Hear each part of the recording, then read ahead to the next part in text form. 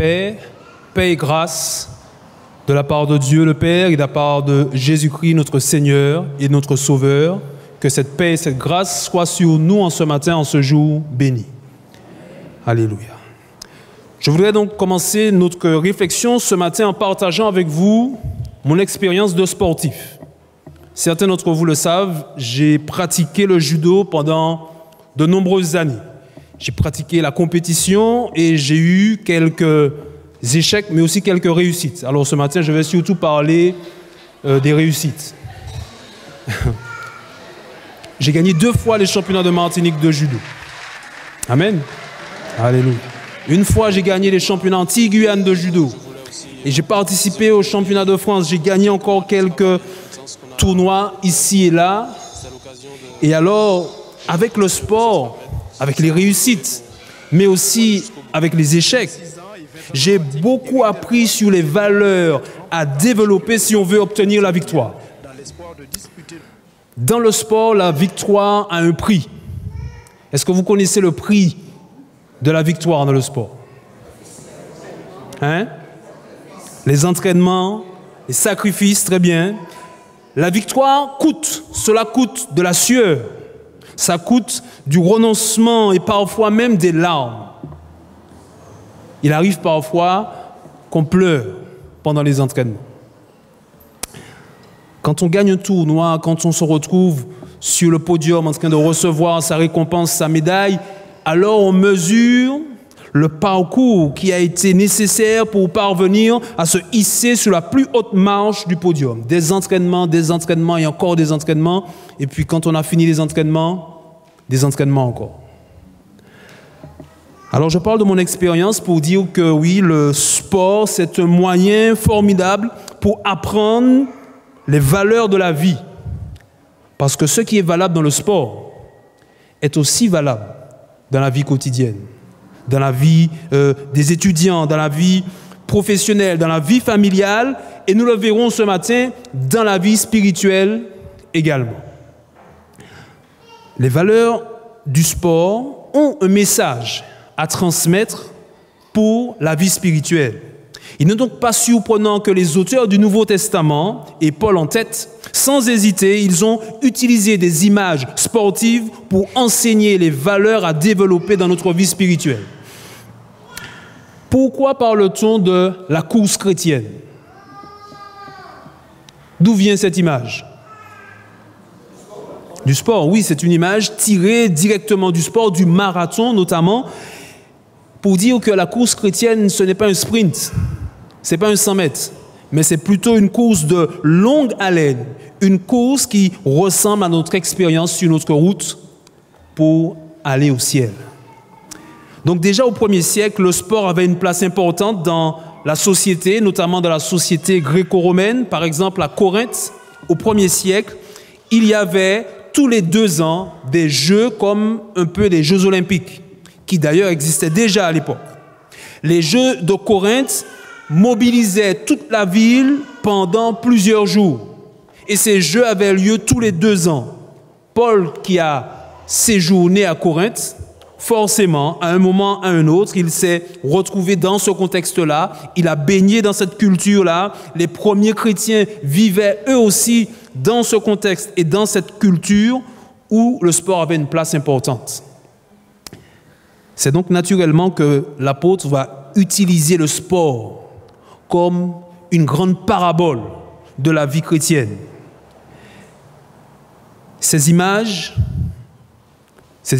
sportives, ces métaphores sportives, donc pour parler de la vie du disciple, tout cela, nous le croyons, a encore du sens pour nous aujourd'hui, parce que comme les premiers chrétiens, nous aussi, nous vivons dans une société où le sport a une place importante. Tous les 4 ans, nous avons les Jeux olympiques, retransmis sur les télévisions du monde entier.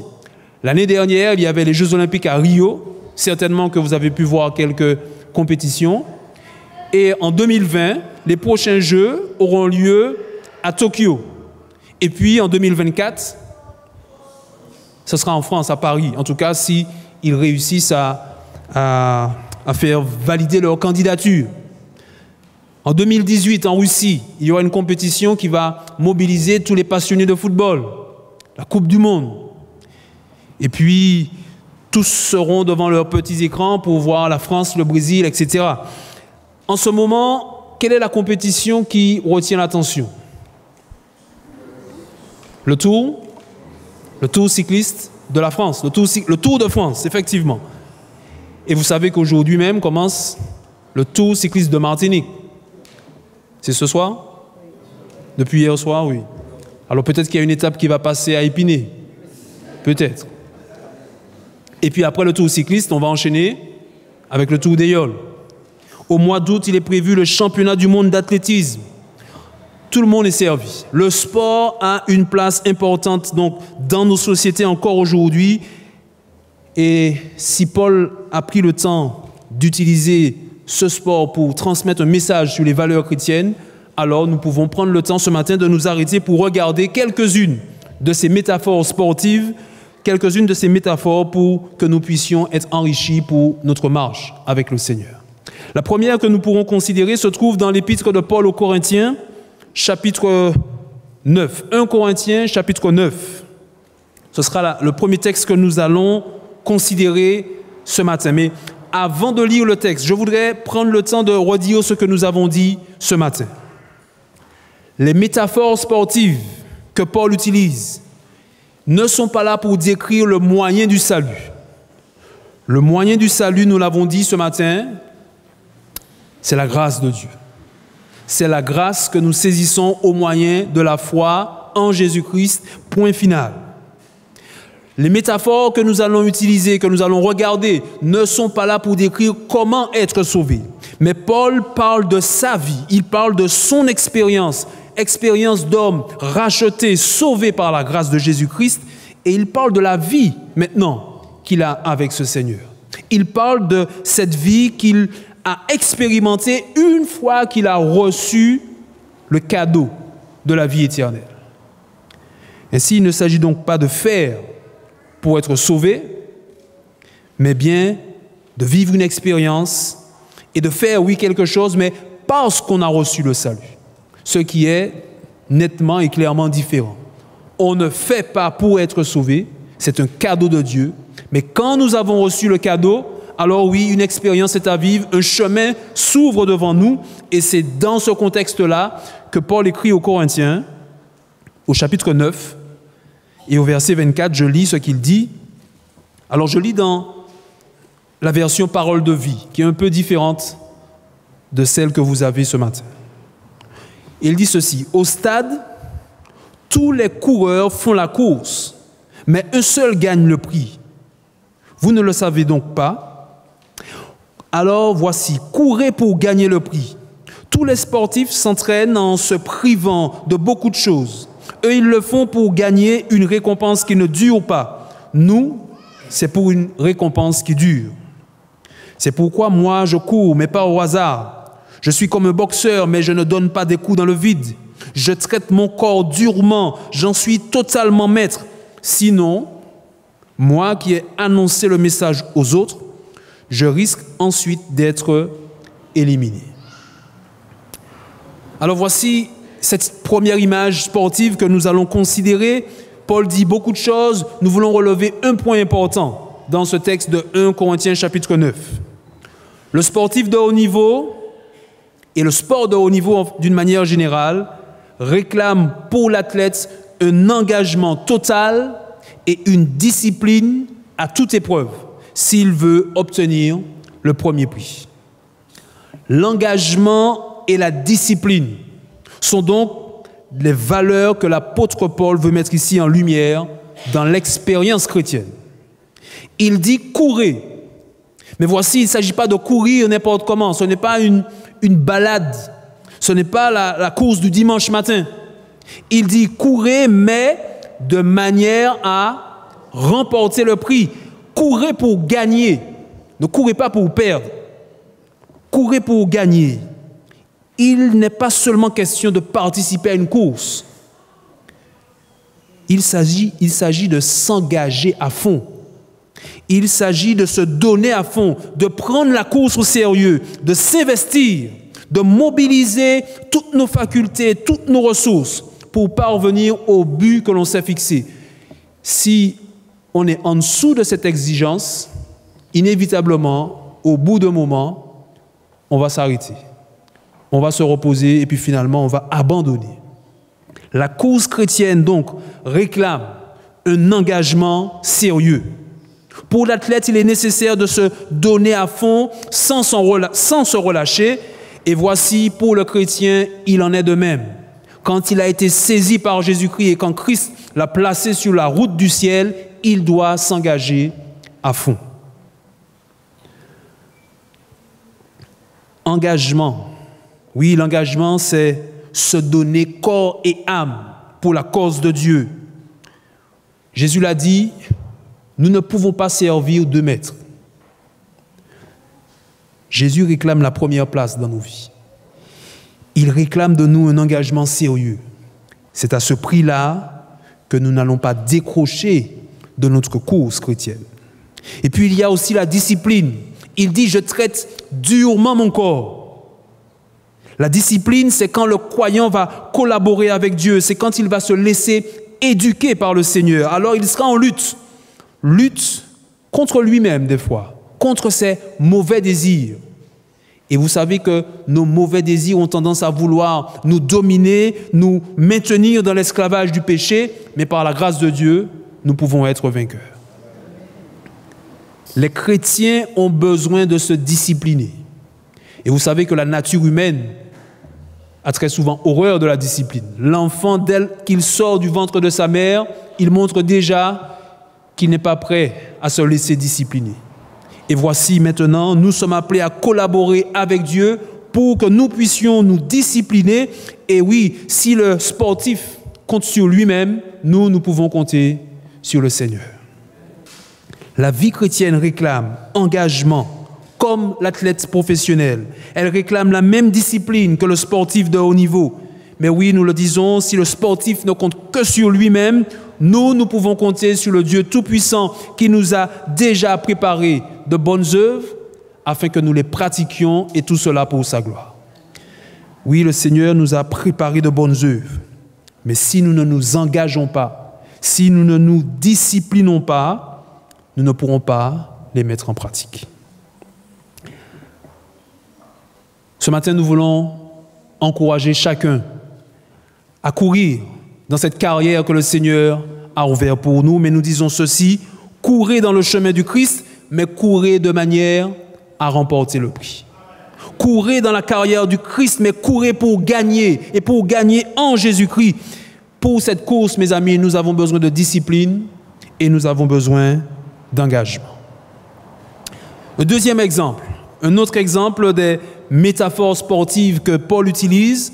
Nous allons cette fois-ci dans Philippiens, chapitre 3, et je vais lire cette fois-ci les versets 12 et 13. Voici ce que dit Paul cette fois-ci. Ce n'est pas que j'ai déjà remporté le prix ou que j'ai déjà atteint la perfection, mais je cours. Je cours pour tâcher de le saisir, puisque moi aussi j'ai été saisi par Jésus-Christ. Frère, je ne pense pas l'avoir saisi, mais je fais une chose, oubliant ce qui est en arrière et me portant vers ce qui est en avant, je cours vers le but pour remporter le prix de la vocation céleste de Dieu en Jésus-Christ. Donc voici une nouvelle métaphore, une nouvelle image que Paul utilise, image tirée du monde sportif. Et là, il veut mettre en valeur une autre valeur importante qui vient s'ajouter à ce que nous avons déjà dit. Cette valeur, c'est la constance et la persévérance. Nous l'avons lu tout à l'heure. Celui qui persévérera jusqu'à la fin sera sauvé. Paul était déjà engagé dans la course du salut.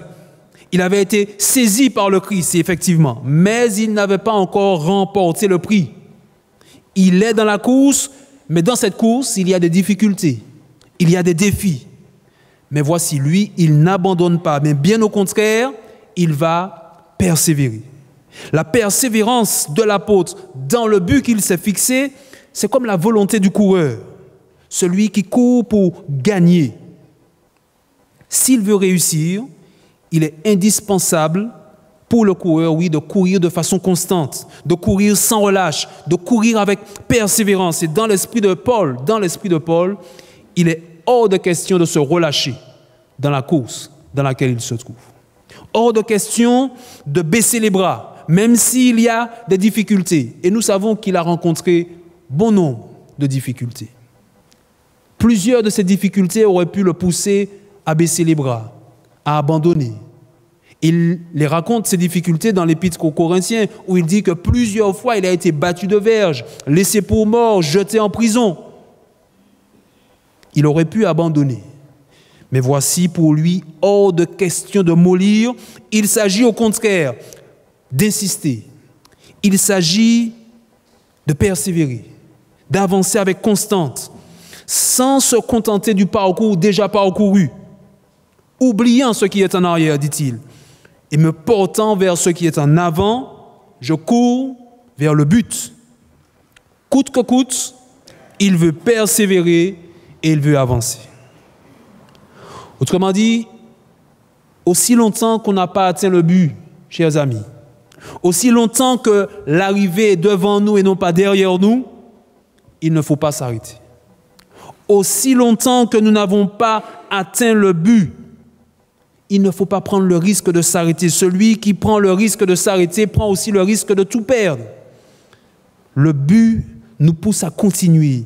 Le prix qui nous attend nous motive, nous stimule pour avancer avec persévérance. Et puis il y a dans les paroles de Paul cette idée de ne pas décevoir celui qui l'a appelé, celui qui l'a engagé dans cette course. Il dit avoir été saisi par Jésus-Christ. En quelque sorte, il a été transféré. Il a changé d'équipe. Et voici, il veut plaire à celui qui a payé le prix pour qu'il soit dans cette course. Alors, oui, il s'engage pleinement pour Jésus-Christ et il persévère pour lui et grâce à lui. Constance et persévérance. Hier, vers 11h, j'étais à la boutique Vie et Santé et j'ai rencontré une femme, une sœur, qui m'a dit avoir 72 années de baptême. 72 ans de baptême. N'est-ce pas là une belle expérience ou plutôt un bel exemple de persévérance dans la foi chrétienne? 72 années d'engagement avec le Seigneur. On ne peut pas avoir 72 années d'engagement sans faire preuve de constance et de persévérance. Parmi nous ce matin, est-ce qu'il y en a qui ont plus de 50 années d'engagement avec Jésus-Christ? Est-ce que je pourrais voir leur main? Alléluia. Merci beaucoup. Merci pour l'exemple que vous donnez dans la persévérance. Dans 2 jours, je vais fêter mon 13e anniversaire de baptême. Alléluia. Mais j'ai encore beaucoup de chemin à parcourir. Et je compte sur vos prières. Et je prie aussi pour vous, pour qu'ensemble nous puissions avancer avec constance et avec persévérance. Sans la constance, sans la persévérance, nous prenons le risque de tout perdre. Même celui qui a déjà 72 années d'engagement, s'il s'arrête avant le but, s'il s'arrête avant la ligne d'arrivée, il prend le risque de tout perdre. Certains parmi nous ont peut-être quelques mois de baptême, 1 ou 2 années. Pour eux aussi, nous voulons les encourager à avancer avec Jésus-Christ, avec persévérance, avec constance. Et nous savons pouvoir compter sur Jésus-Christ. Il est avec nous tous les jours, a-t-il dit, jusqu'à la fin. Tant que nous n'aurons pas franchi la ligne d'arrivée, il sera avec nous. Si le sportif compte sur lui-même, le chrétien, lui, compte sur Jésus-Christ. Et puis une dernière image. Une dernière image pour ce matin, nous allons la trouver dans 2 Timothée chapitre 4, verset 7. On a déjà parlé d'engagement et de discipline. On a parlé aussi de constance et de persévérance. Tout cela, ce sont des expériences à vivre, des valeurs à développer dès lors qu'on se trouve dans le chemin du salut. Et maintenant, dans 2 Timothée chapitre 4, nous pourrons parler de cette certitude de recevoir le prix à la fin de l'épreuve. Certitude dans l'espérance de recevoir le prix final, le prix qui est au-dessus de tous les autres prix que nous pouvons recevoir de ce monde. Je lis dans 2 Timothée 4, verset 7. Paul dit ceci. « J'ai combattu le bon combat. J'ai achevé la course. J'ai gardé la foi. Désormais, la couronne de justice m'est réservée. Le Seigneur, le juste juge, me le donnera dans ce jour-là. Et non seulement à moi, mais encore à tous ceux qui ont aimé son avènement. » Amen. La certitude de recevoir le prix final.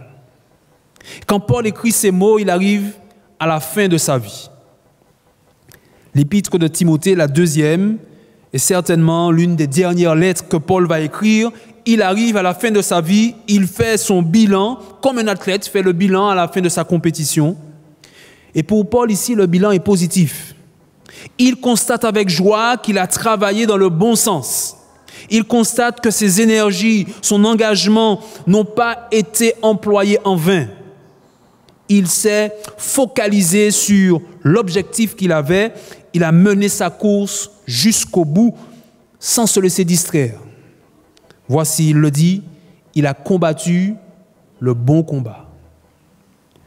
Et alors que l'apôtre fait son bilan, il constate que s'il y a une chose qui lui a permis d'arriver au bout, s'il y a une chose qu'il a portée, c'est la foi qu'il a eue en Jésus-Christ tout au long de sa vie. J'ai combattu le bon combat, dit-il. D'accord. J'ai achevé la course. On est d'accord. Mais surtout, j'ai gardé la foi. C'est cette foi qui a porté l'apôtre et c'est cette même foi qui lui permet encore d'avoir la certitude que la plus grande des récompenses lui est désormais réservée, la vie éternelle, l'éternité en présence des rachetés, avec le Christ, avec Dieu lui-même, que nous pourrons voir face à face, tel qu'il est. Les cieux dans toute leur splendeur, la nouvelle terre et l'univers tout entier qui sera mis à notre disposition comme un champ d'études pour l'éternité.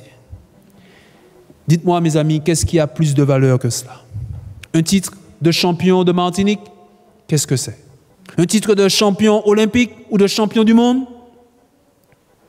Rien n'a de valeur supérieure à ce prix que Dieu a réservé non seulement pour Paul, mais encore à tous ceux qui auront aimé son avènement.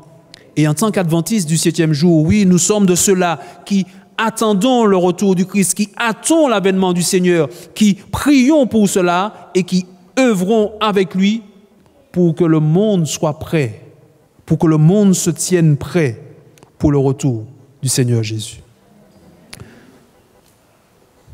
Un athlète, un sportif de haut niveau, un professionnel, il doit croire à son objectif dès le début s'il veut avoir une chance de gagner.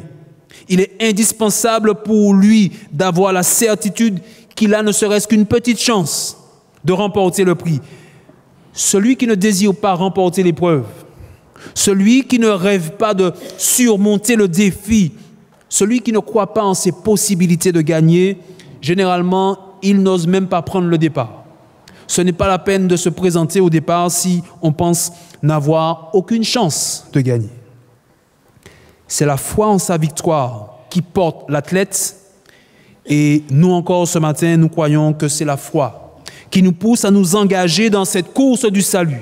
C'est la foi qui nous porte et qui nous pousse à persévérer. C'est encore elle qui ce matin nous donne la certitude, la ferme assurance que nous ne sommes pas seuls dans cette course.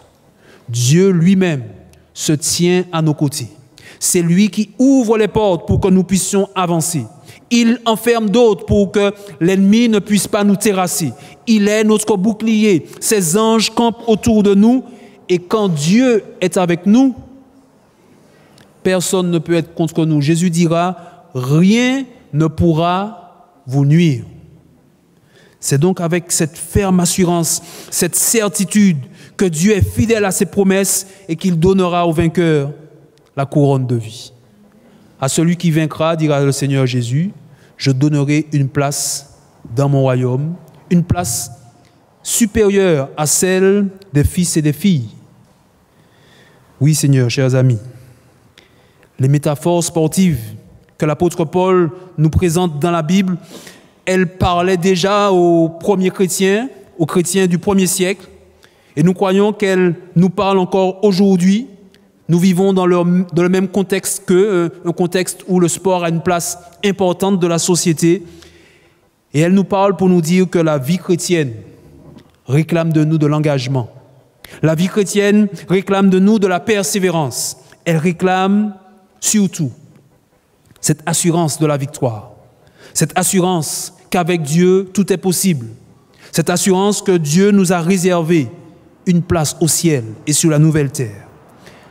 Alors, comme nous l'avons dit, et nous allons le répéter, si le sportif compte sur lui-même, il compte sur son coach, sur ses capacités physiques, mentales, nous ne voulons pas seulement compter sur nous-mêmes. Si nous comptons sur nous-mêmes, nous allons droit à l'échec. Ce matin, nous voulons encore une fois compter sur le Seigneur Jésus. Et je voudrais donc, alors que nous arrivons à la fin de cette réflexion, nous inviter à la prière. Nous inviter à prier pour que Dieu, oui, nous aide à prendre l'Évangile au sérieux. Que le Seigneur nous permette de prendre le message du salut au sérieux, qu'il nous aide à nous discipliner dans notre marche avec lui, qu'il nous donne cette constance, cette persévérance et qu'il place dans nos cœurs par-dessus tout l'espérance et l'assurance du salut en Jésus-Christ. Je voudrais donc inviter tous ceux et celles qui le souhaitent à se mettre à genoux et ensemble nous allons compter sur Dieu pour que nous soyons comme Paul, victorieux quand le Seigneur Jésus apparaîtra. Mettons-nous à genoux et prions ensemble. Nous te bénissons, Seigneur, notre Dieu et notre Père. Nous te remercions pour la grâce infinie du salut et pour cette course dans laquelle tu nous as placés pour que nous puissions, par ta grâce, par ta force et par ta puissance, remporter la victoire de l'éternité.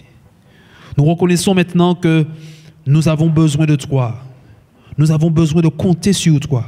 Nos ressources, nos facultés, les moyens qui sont à notre disposition sont insuffisants pour que nous puissions de nous-mêmes remporter cette victoire. Mais nous te rendons gloire parce que tu es à notre disposition, tu es avec nous pour nous soutenir et nous encourager. Ce matin donc, nous nous tournons vers toi en te priant de nous aider, Seigneur, à prendre ce message du salut au sérieux, à nous y engager pleinement, entièrement, comme l'apôtre Paul a pu le faire. Aide-nous, Seigneur, à nous discipliner, à être à l'écoute de ta voix, pour que nous ne soyons pas esclaves de nos passions et de nos désirs, mais que nous puissions, au nom de Jésus, les surmonter, briser nos chaînes et vivre la liberté du salut. Donne-nous, nous t'en prions, Seigneur, de la persévérance. Bien des fois, nous nous retrouvons face à des difficultés, face à ces défis qui peuvent, oui, nous décourager. Mais ce matin, à l'image de l'apôtre, nous voulons avancer avec constance et persévérance. Place en nous, Seigneur, le moteur qui va nous conduire dans ce chemin de persévérance. Et enfin, alors que nous gardons les regards fixés sur Jésus, nous voulons, Seigneur, que tu nous donnes cette assurance du salut, que tu nous donnes cette assurance que la victoire est déjà assurée en Jésus-Christ. Il a brisé les liens de la mort, il a vaincu le péché et aujourd'hui, il nous l'offre gratuitement. Donne-nous donc cette assurance et ainsi, Père, nous pourrons être animés de ce zèle de l'évangile de paix pour partager cette bonne nouvelle avec tous ceux qui nous entourent. Bénis, Seigneur, nous t'en prions, ceux qui se sont avancés, prosternés devant toi, avec ce cœur sincère et ouvert pour recevoir la bénédiction d'en haut, celle qui va transformer nos vies et qui va nous conduire dans la persévérance jusqu'à la fin, au nom de Jésus. Amen.